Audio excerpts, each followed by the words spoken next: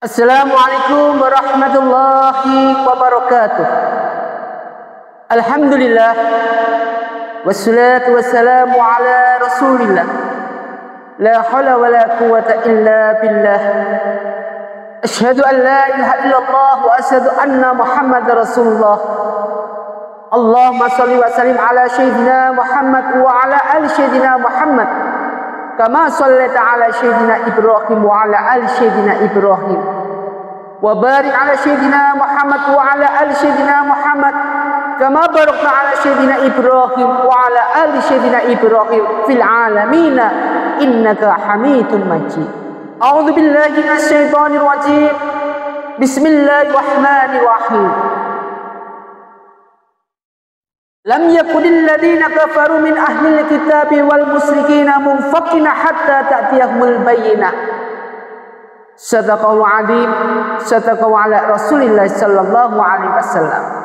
Pertama kita panjatkan rasa puji syukur kita pada Allah Subhanahu wa taala yang Maha Khalik, yang Maha Ahad, yang Maha menciptakan segala sesuatu dari dulu sampai sekarang. Qulhuwallahu ahad, Allahus samad, lam yalid wa lam yulad wa lam yakul lahu kufuwan ahad, yang punya sifat Asmaul Husna dengan 99 asma Allah. Salawat dan salam mari kita haturkan pada junjungan kita Nabi Muhammadin sallallahu alaihi wasallam. Mudah-mudahan kita senantiasa dijadikan sebagai umat beliau, umat kecintaan beliau, dengan lisan kita yang senantiasa mengucapkan daripada apa dinamakan bersolawat pada baginda Rasulullah SAW. Ma'asyiral muslimin muslimat rahimatullah yang dimuliakan Allah. Kita tahu bahwa kehidupan ini, apa yang Allah berikan untuk kita, selalu kita jalankan, tetapi Allah memberikan segala sesuatu itu tidak gratis. Dan itu harus dibayar. Dengan bayarnya apa? Allah nggak butuh uang. Allah nggak butuh segala sesuatu yang ada ataupun bersifat harta yang ada di dunia ini. Allah tidak butuh sujud kita. Allah tidak butuh rukuk kita. Yang Allah butuhkan adalah ketaatan hambanya untuk senantiasa menjalankan perintah-perintah Allah dan menjauhi semua larangan-larangan Allah. Dengan cara apa? Makanya salah satu riwayat mengatakan nanti hisab pertama adalah sholat. Sholat kita yang akan dihisab, karena sholat adalah hal yang pertama kali dimintai pertanggungjawabkan nanti. Berkali-kali Ustadz bilang, andai kata sholat kita baik, amal kita ngikor baik. Sebaliknya, andai kata sholat kita jelek, maka amal kita ngikut jelek. Makanya sholat adalah tiang dari segala amal perbuatan kita. Ibadah sholat, khusyuk dalam sholat, apapun yang ada di dalam sholat ini adalah suatu doa. Jadi Allah tidak butuh rukuk kita, Allah tidak butuh sujud kita, karena itu tidak merupakan atau merendahkan Allah. Allah, apa yang Allah butuhkan dari kita? Ketika kita sholat dengan khusyuk dan istiqomah, maka disitulah di dalam sholat itu ada bacaan-bacaan doa. Di dalam sholat itu ada bacaan-bacaan permintaan kita kepada Allah dengan apa yang Allah berikan. Dengan apa yang Allah berikan kepada kita, kita mengharap rahmat dari Allah, kita mengharap berkah dari Allah melalui apa? Bacaan-bacaan dalam sholat. Rabbighfirli warhamni waj'furni warfa'ni warzuqni wahdini wa'afini wa'fu'ani. Semua itu bacaan dan itu adalah doa. Maka ucapkan secara pelan, tidak usah sholatnya tergesa-gesa. Untuk apa? Ingat Bapak Ibu, kita sholat waktunya berapa menit? Dibandingkan kita keluar jalan-jalan, kemudian kita ke mall jalan-jalan, berapa itu waktu yang kita buang untuk di luar sholat? Kita sholat, anggap aja sholat dengan khusyuk menurut kita, bukan menurut Allah. Khusyuk menurut kita, jamaah banter-banternya, keras-kerasnya, waktu paling banter 15 menit. Itu pun kagak wiritan, langsung selesai langsung pun kabur. Kalau wiritan udah deh, kalau udah wiritan anggap aja itu 20 menit dah paling lama. Itu kalau jamaah di masjid. Belum kalau antum sholat sendiri paling banter-banter ya cepit udah 3 menit 5 menit tak sampai sholatnya udah selesai. Kilat khusus, kilat ekspres ini untuk sholat menghadap Allah. Dalam bacaan sholat ini kemudian kita tidak khusyuk, kita tidak tartil, kita tidak pelan-pelan. Terus kemudian apa yang kita harapkan dengan faedahnya sholat ini sendiri? Sekhusyuk-khusyuknya sholat, alangkah baiknya kalau kita jalankan dengan doa-doa ataupun bacaan dalam sholat itu secara pelan-pelan. Dengan bacaan yang pelan, dengan bacaan yang penuh dengan khidmat, kita pahami makna-makna dalam bacaan sholat, kemudian kita dekat dengan Allah dengan merindingnya diri kita ini, nanti akan memantulkan dengan imannya yang ada dalam hati kita. Kita gemeter ketika kita sholat Allahu Akbar, kita dengerin gemeter, kemudian tersentuh hati kita, iman kita bangkit, muncratlah iman kita untuk dekat memancarkan cahaya dekat dengan Allah. Nangis kita sama Allah. Ini kekhusyukan dalam sholat ini adalah hal yang paling penting. Inna sholati, ini sesungguhnya sholat itu adalah hal yang paling penting, hal paling utama untuk kita bisa curhat memohon pada Allah Subhanahu wa taala. Seperti sami Allahu liman hamidah, kita berdoa lagi Rabbana lakal hamdu bil samawati wa min fil ardi wa min umasita min syai'in ba'du. Ini adalah permohonan. Kalau sudah kata-kata Rabbana ya Rabbi, ini adalah suatu permohonan doa kepada Allah Subhanahu wa taala. Makanya jangan disia-siakan bacaan dalam sholat. Gunakan bacaan sholat dengan sebaiknya, dengan serendah-rendahnya, halus kata kita di mata Allah Subhanahu wa taala. Ini merupakan tempat kita curhat selama kita masih hidup di dunia ini. Dan ada nantinya kita akan dituntut bagaimanapun juga. Nanti kalau kita sudah masuk di alam barzah, nggak ada lagi kewajiban menjalankan sholat, nggak ada kewajiban berpuasa, nggak ada. Yang ada di situ adalah pertanggungjawaban apa yang kita perbuat, husnul amal maupun su'ul amal. Ini yang harus kita pikirkan. Makanya ketika kita sekarang berada di sini, ini penting sekali kita tegakkan sholat kita. Inna sholati wa nusuki wa mahyaya wa mamati. Sekarang lillahi rabbil alamin. Lillah ikhlas kita kepada Allah untuk menjalankan sholat. Jangan sampai kita sholat hanya karena datang, sholat hanya karena menggugurkan kewajiban. Salah kalau kita datang sholat untuk menggugurkan kewajiban, suatu tindakan yang bodoh pada diri kita. Tidak datang sholat karena cinta kita pada Allah Subhanahu wa ta'ala. Ada salah satu seorang yang ahli ibadah. Ini suatu riwayat. Seorang ahli ibadah ini menjalankan ibadahnya puluhan tahun, nggak pernah khusyuknya minta ampun, segala suatu ibadah sholatnya kenceng banget. Sampai ini berita ke malaikat. Kemudian malaikat bilang, datang ke orang yang ahli ibadah ini, wahai si fulan, kamu ahli ibadah, tetapi kenapa kamu tidak dicatat dalam orang yang ahli surga, orang yang masuk dalam surga? Apa jawabannya si fulan ini tadi?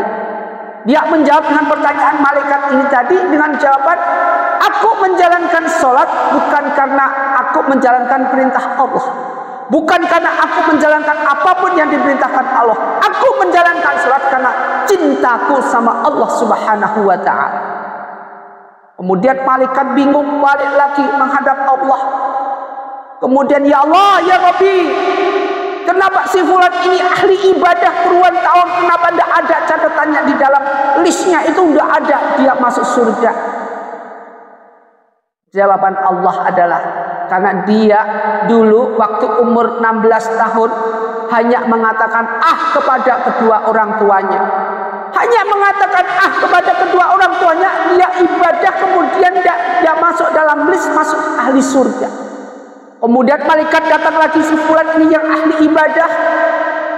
Diberitahukan si fulan ini, hai fulan, ternyata kamu ahli ibadah dan kamu tidak masuk dalam list surga karena kamu dulu pernah membantah perintah orang tua. Kemudian si fulan ini memperbaiki dirinya, merubahlah list ini, ada namanya dia, daftarnya dia dalam surga. Masya Allah. Inti dari cerita ini artinya apa? Ketika kita menjalankan sholat, jangan kita hanya karena perintah Allah, jangan. Kalau bisa kita menjalankan perintah sholat ini, kita menjalankan sholat lillahi rabbil alamin, karena cinta kita pada Allah subhanahu wa ta'ala, karena kita, makrifat kita, dekat kita sama Allah subhanahu wa ta'ala. Ingat, Allah selalu bersama kita. Artinya apa? Apapun yang kita kerjakan, Allah selalu lihat. Allah maha melihat, maha basar, maha mendengar segalanya apa yang hambanya kerjakan. Maka dari itu, janganlah kita segala sesuatu memungkiri, memunafiki apa yang kita perbuat. Nanti kita pasti akan bertanggungjawabkan semua itu di hadapan Allah subhanahu wa ta'ala. Kita bikin suatu keluarga kita untuk senantiasa sholat bareng. Kita didik untuk sholat bersama, sholat berjamaah bersama. Karena apa? Ketika kita membangkitkan budaya untuk sholat cinta pada Allah, ini adalah ciri-ciri benih-benih iman tertanam dalam suatu keluarga. Hati-hati, jika ada salah satu keluarga, di dalam suatu keluarga salah satu kok nggak ada yang sholat, maka satu, Allah akan melaknat satu keluarga itu, baik yang sholat maupun yang nggak sholat. Masya Allah. Makanya hati-hati, jika satu keluarga kok nggak ada yang sholat, tegur dia, ajak dia sholat. Tegur sekali, dua kali, tiga kali, gugur kewajiban kita. Kenapa? Seperti tadi, Allah akan melaknat semua yang ada dalam suatu keluarga ini, baik yang sholat maupun yang kagak sholat. Masya Allah. Yang kedua, jika dalam suatu rumah itu ada yang nggak sholat, maka yang kedua adalah Allah akan cabut keberkahan daripada keluarga itu sendiri, keluarga yang termasuk rumah yang dia tinggali. Masya Allah. Kalau Allah sudah cabut keberkahannya ini, terus kita mendapatkan berkah dari mana? Siapa yang ngasih berkah kepada kita? Kecuali Allah subhanahu wa ta'ala. Kalau bukan Allah, siapa yang memberikan berkah pada kita? Kita minta berkah sama jin, sama iblis. Ini bukan berkah. Ini adalah suatu hal menjerumuskan kita ke lembah api neraka. Yang ketiga, yaitu Allah akan catat nama-nama dalam suatu keluarga itu yang enggak sholat, dicatat namanya itu, dimasukkan, dicatat di depan pintu api neraka. Coba bayangin, pintu neraka dicatat nama list kita. Masya Allah. Segala sesuatu Allah sudah cabut berkahnya. Allah sudah tulis kita list di dalam suatu pintu neraka. Jika dalam keluarga ini enggak ada yang sholat, maka dari itu kita tanamkan dari sekarang, baik anak-anak kita, cucu-cucu kita yang dari kecil, tanam cinta dengan sholat, ibadah sholat. Apapun yang terjadi, meskipun dia masih belajar, lebih baik itu belajar daripada yang enggak sholat. Yang sudah belajar sholat itu lebih baik lagi mereka belajar sholat daripada enggak pernah belajar sholat sama sekali. Yang belum khusyuk, lebih baik dia belajar yang belum khusyuk daripada yang khusyuk pikirannya ngalor ngidul enggak jelas. Maka dari itu, belajarlah segala sesuatu untuk belajar. Khusyuk dalam sholat ini dibutuhkan waktu enggak hanya 1 tahun, 2, bertahun-tahun belum tentu kita khusyuk. Maka dari itu, jadikanlah kita, sholat kita ini adalah senantiasa untuk berjamaah. Jamaah, kenapa? Karena dengan jamaah ini akan dilipatkan pahalanya 27 kali. Dan kita akan dimudahkan untuk diterima sholat kita oleh Allah subhanahu wa ta'ala. Kenapa? Seperti ini. Karena Allah membuat suatu jamaah itu hal yang paling utama. Gunakan jamaah itu ibarat seekor rusa. Ketika ada harimau, maka mudah sekali harimau itu memangsa rusa itu. Lain kalau rusa itu bergerombol, kalau kita sholat jamaah, maka kesulitan daripada iblis ini untuk menerkam atau membisikkan kita atau menggoda kita dalam hal ibadah sholat kita. Khusyuk kita yang tadinya mau dijerumuskan oleh iblis akan mengalami kesusahan. Maka dari itu yang sering terjadi ketika sholat jamaah, shaf itu dirapatkan, Jangan sampai sop ini berbalik atau banyak ronggangnya atau banyak lubangnya. Sop dirapatkan dekat dengan imam. Ucapkan amin ketika walaupun amin. Karena ini kita akan mendapatkan doa dari para malaikat muqarrabin. Ma'asyiral muslimin muslimat rahimatullah yang dimuliakan Allah Subhanahu wa taala.